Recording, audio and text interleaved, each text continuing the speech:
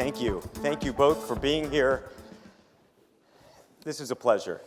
Richard Plepler of HBO, Mr. Rutledge, Charter Communications. We are, of course, hanging over us. The election is a huge issue, as is the transaction that you're involved in, the implications for your business. And of course, we have a new president. And I should note, by the way, for those of you who are not watching your phones, apparently we just noted back there a news report out that Donald Trump is considering Jamie Dimon to be his Treasury Secretary. Whether that is the case, we do not know. Let me start with both of you. Richard, I saw you on Monday. Do you have a view on the... Don't point out the inaccuracy of my prediction, please. We'll let you do that. Yeah. We were talking about who was going to win, as we all did. I was off by a few electoral votes. Given Donald Trump's election, do you think it has any impact on the transaction that Time Warner and AT&T are involved in, given that he has been quite public about his view that, as he said, there's too much consolidation in this industry? As you well know, that is not a presidential decision. Those are agency decisions. And, the agencies will take a look at the deal. I don't want to get out over my skis other than to say I think the same fundamental tenets that Randall and Jeff have spoken about as to why the deal works in terms of it being vertical and not horizontal. It's not one industry getting bigger. It's a totally separate kind of integration. And I think upon agency review, they will conclude that as well. So, and let's see what President-elect thinks after some further briefing on the complexity of these things. Tom, I would ask you well, I'll start with the election, and then I want to know what happened the day you woke up and heard about this deal. Any view particularly on the election and what it means to your industry? I kept telling my government relations people, he can win. And the reason I say that is, we're in the business of selling television and internet and voice to essentially everybody. We don't pick a niche part of the market. We try to sell our products to everyone. And the bottom 40% of the income level in this country has gone backwards for the last 10 years. And the price of content which is a major component, we spend $10 billion a year on content, is driving the cost of these services, and people can't afford them. And so my business experience is that it's rough out there for lots of people. And so I had a much sort of more... a view that the economy is not nearly as good as publicly stated, and that was possibly going to influence the election. So I'm not as shocked as a lot of people about the way it came out. Tell us, were you shocked when you woke up and heard that AT&T, one of your big competitors, was going to buy HBO and the portfolio of Time Warner assets? I wouldn't say I was shocked. I grew up in the cable business over a long period of time and was in the Time Warner company when it was a vertically integrated distribution company. Yep. There's a lot to be said for that from an operating perspective. So, it makes logical sense in many ways for a lot of reasons from AT&T's perspective. So I wasn't expecting it. I didn't expect the timing of it before the election either, when people could get on record with their positions. I thought that was unusual. But from a pure deal perspective, it didn't seem from a competition perspective. Can I just add one thing, though, which is, obviously we think from the HBO chair that the deal has a lot of opportunities in it for us with mobile, with wireless, with data, but none of that in any way intrudes upon the enormous opportunity that we have in working with Charter and the deal that we have with them, which quite frankly, we're looking at with enormous enthusiasm because they're superb operators. They build great products. They've built out enormous digital capacity. And when they light up their expanded SVOD and their integration of their new deal takes full form, we're going to take the blended penetration of the new Charter, and we're going to ride it up together to where Charter is and beyond. And so I think there's room, certainly from the perspective of a content provider, there's rooms for there to be a win-win across all these spectrums. And I'm as enthusiastic, believe me, about what we're going to do together over the coming years as I am about anything in the distribution landscape in front of us. Tom, but does anything change?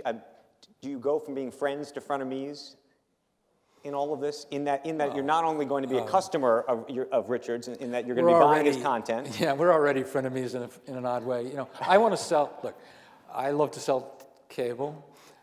It's expensive. I buy content. I have a $10 billion a year content bill.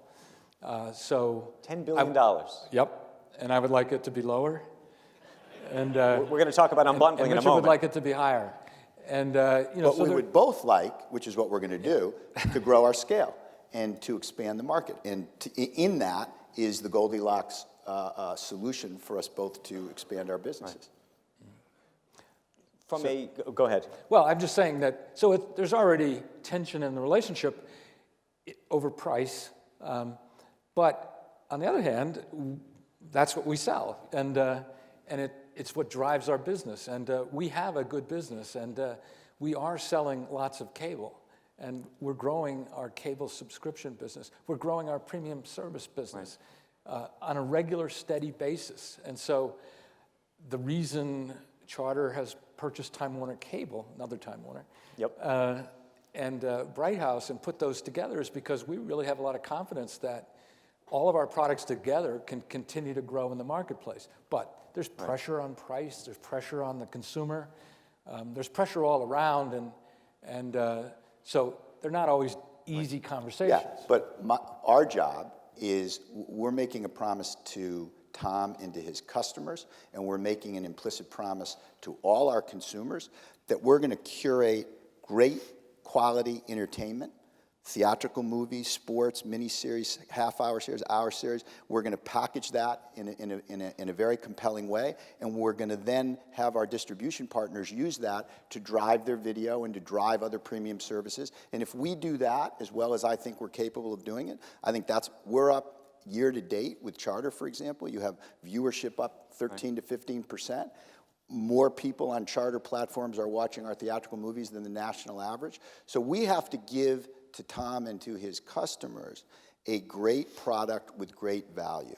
And if we do that and we curate it effectively, they're going to have something to sell and continue to grow the product. And that's why I think there's a win-win in all these partnerships. I want to talk more about content in just a second. I have one more question about the transaction from a regulatory perspective on your end. Okay. Reed Hastings, who's in the content business, Yep. Has said that ultimately he could imagine himself being supportive of the transaction if Netflix is given the same privileges that HBO is given. Do you imagine that you will ultimately, from a distribution standpoint, be supportive of the transaction? And if so, what requirements would need to come with that? Well, I don't know if I want to say all that. I'm not opposed to the transaction. I want to see more facts. But, in terms of Reed Hastings, Reed supported our deal because we didn't put data caps on, and we sell Netflix. And we are supportive of over-the-top content. And we'll also put Netflix into our video packaging, and HBO will compete with it in the arena like it competes with Showtime and other services. So,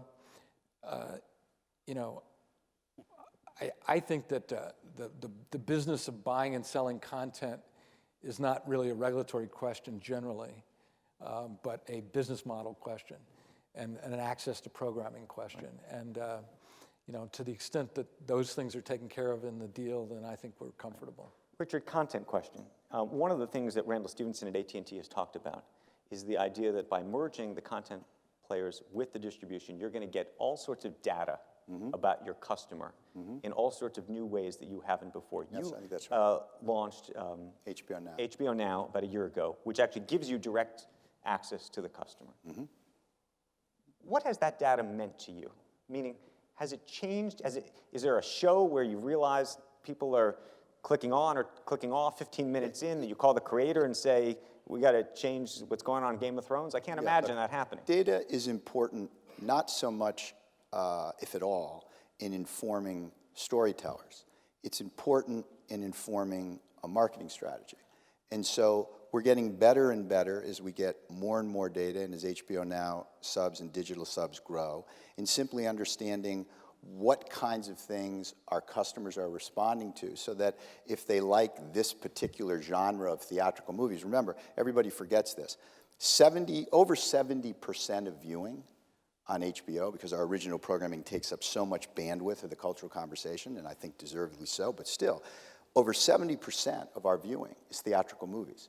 68% of on-demand viewing. 40% of HBO subscribers, as Tom well knows, only watch movies.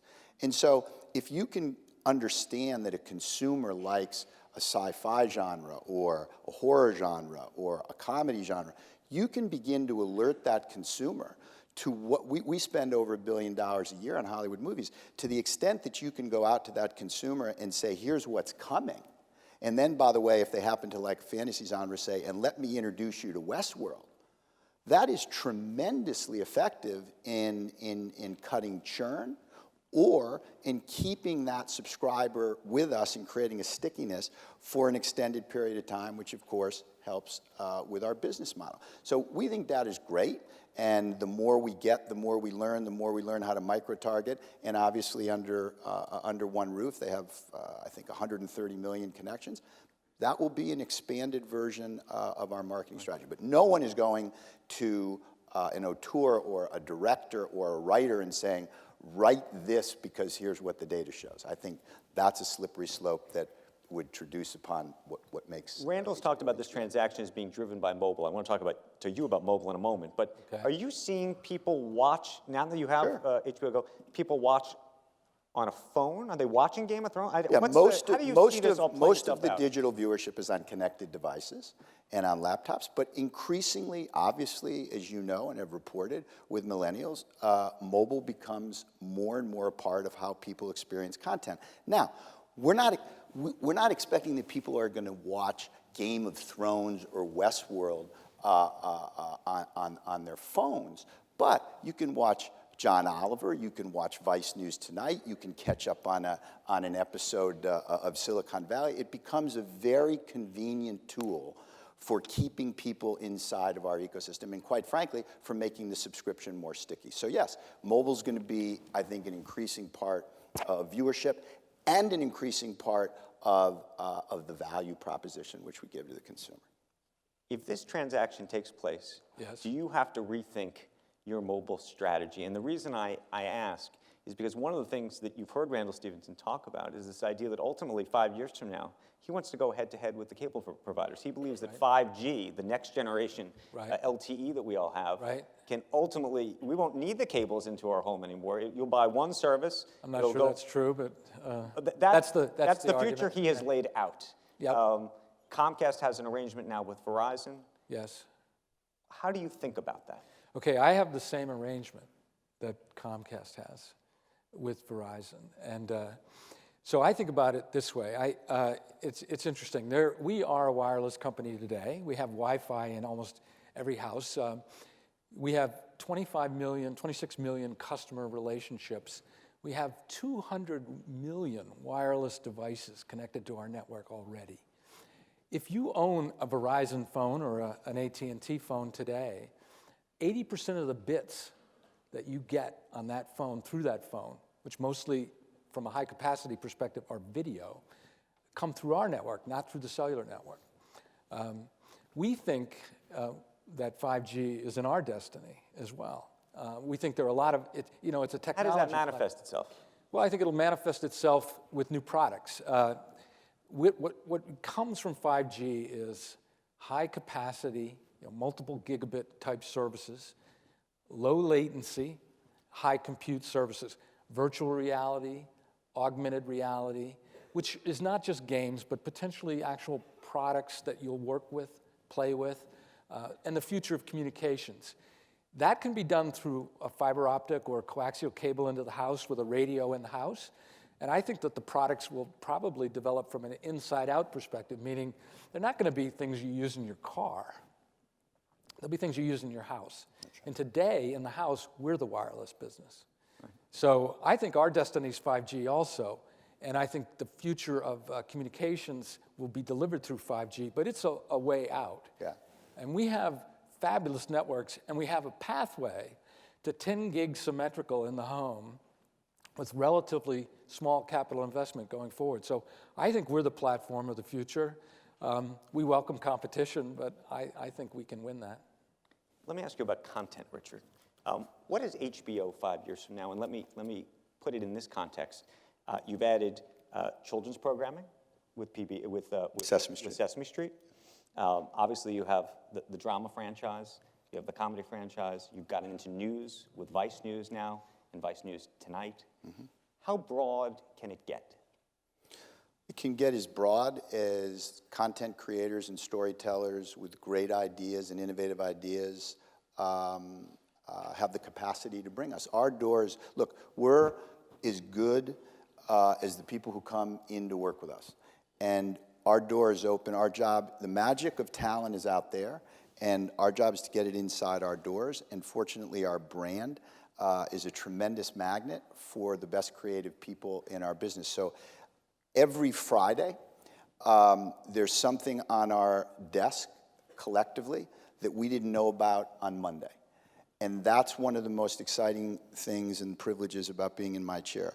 There is this constant line at the door of new ideas. What we do for a living is to try to figure out how to curate that thoughtfully, to reach as many different demographics as we can, to delight our consumers, to be able to reach them and give them options so that they can watch HBO however, wherever, whenever they want to watch it. And working with great distributors like Tom, who know how to market and package and service the consumer. If we do that, that's why I've never believed this is binary. I've never thought that this is, over the top. Or I think you need that as a piece of your business, which is why we created HBO Now. But our future is in working with all kinds of distributors so that the consumer can get that great content. How defensible is it? There is no line as to, how many storytellers we think, we can invite into the house, as long as they're bringing us something that we think is differentiated from what's out there.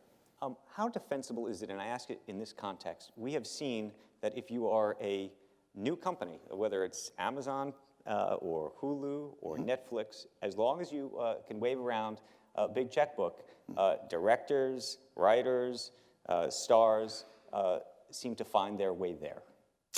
Look, there's more competition now than obviously any time in my 20-something years at the company. I'd like to point out that amidst all that competition and a lot of good work that's being done by a lot of people, I think we have our best collection, best panoply of shows on in our history.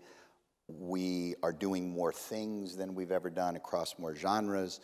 We have more people lined up at the door than we ever have. So the key here is brands matter.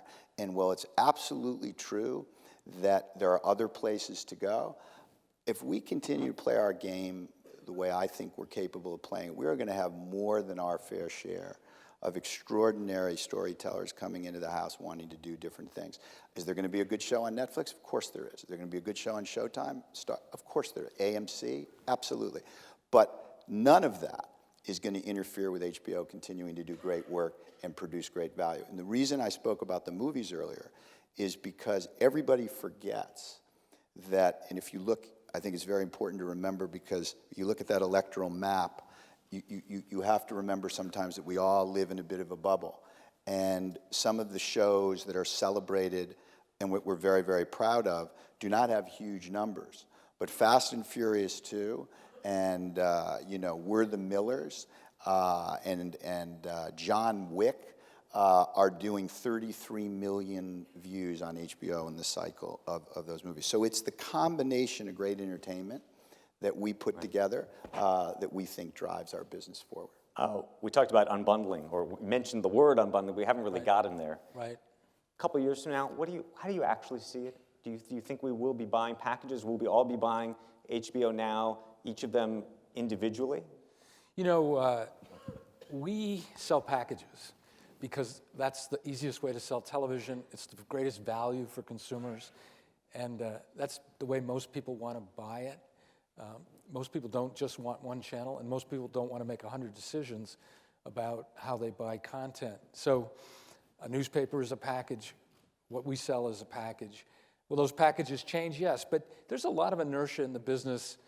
You know, when I just think back to the first interview I ever did in 1980 as a cable operator, my first general management job, the local anchor from the Philadelphia TV station came out and, what's a cable company? And we tell them, and we showed him our studios and talked about what we were going to do. And he said, you know, I'm going to work for you someday. And what he meant was broadcasting is dead. And everybody in 1980 said broadcasting is dead. Well, it's still here because of the nature of viewing and the way people habituate themselves. It's amazing, you know, people think we're in an on-demand world, but most people watch television linearly. So I think packaging stays around for a long, long time. It's the most efficient way for content companies to get paid.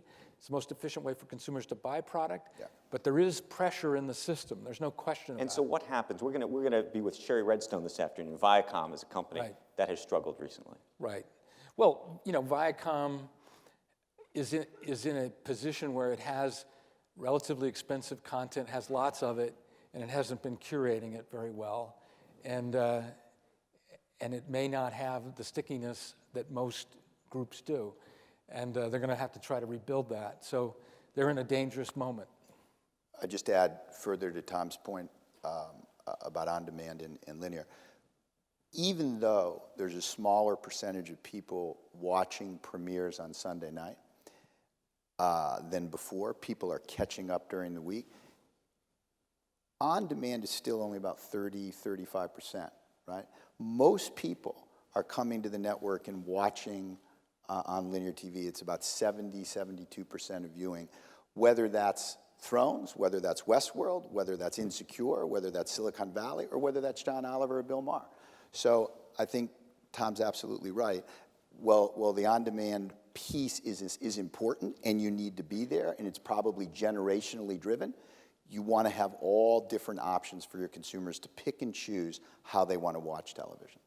Let's take some questions from the audience. I know we have some mics around. I think we've gone totally over time, so give me just 1 second if you could. I'm just telling the guys on the side here. We have a question right down here. Rich Greenfield is in the house. You know, I just wanted to follow up. Tom, you made a comment about you'd love to get your costs down and that you spend, I think, $10 billion. Right. You know, Richard's content, people choose. You know, everyone in this audience makes a choice whether they want HBO or not, and thankfully for Richard, over 30 million people say yes to that choice. Right. But you have a lot of content people don't make a choice about, and as much as you like bundles and you think bundles continue, when you think about content like sports, like an ESPN, right, how many people in this room do you think actually would want ESPN if they were given the choice? Would it be 1 out of 3 like HBO, or would it be less than that? And do you think something changes in the model where people in the audience here get more choice over time in terms of what they want and what they don't want? All right, well, it's a complicated question. Yeah, I'd like to pay less. I'd love to buy all the content a la carte and sell it retail bundled. I mean, if I could, but that's not the world. And businesses combine with each other to stop that from happening. So Disney doesn't want to sell me ESPN without buying ABC and all the other products, and they bundle it all together. I can't buy it individually. What would happen if you sold ESPN alone? I think it'd be a lot smaller business. You know, just as it is this moment, you know, it's probably a quarter of its current size. So it's a, now, if you had to sell it that way, you'd change the product mix and try to get it, drive it deeper. You'd have to watch your costs. And so it'd be a different business model. But, you know, there's from Disney's perspective, having us have all their products on all of our packages is a good thing for them. It makes my costs go up, though. And it puts pressure on my ability to sell. So, and that's the tension. Would you ever want to own content as a result of all of this? Well, it's hard when you only cover, we pass 50 million houses in the country with our physical infrastructure. We have 25 million customer relationships. 17 million of those are video. So we don't have, you know, if you buy content, in order to monetize content, you got to sell it to everybody. Otherwise, you've taken a business that's a national business and made it a small regional business. And that's the difficulty of using content specifically for your own business purposes as a distributor and not watching out for the value of the whole content proposition. So it has its challenges. Final question from me, because I know we got to go. Richard, not on HBO. What's your favorite show, and what's your favorite show? Not on HBO? You can choose HBO if you want, just to be nice. You know, I just finished watching The Night Of. Night of. Yeah, God bless you. and I loved it. It's a good answer. And I'm watching Westworld. Look, I've said, I said, you know, publicly many times that I think there's an enormous amount of great work out there. I'm a big Homeland fan, and I watch it regularly. And I think, you know, I think AMC's done some great work. I love The Night Manager. I thought they did well. And I did a roundtable recently with a bunch of network people, and the first question from the moderator is, what are you jealous about of everybody sitting around this table? And I said, actually, I'm not jealous of everything. I think everybody's doing what they're doing very well, and I'm proud that we're doing what we're doing very well. And if we continue to do that, we're going to grow our businesses, and none of that is interfered with by somebody putting on a good television show. Richard Plepler, Tom Rutledge, thank you for the conversation. Thank you. Appreciate it.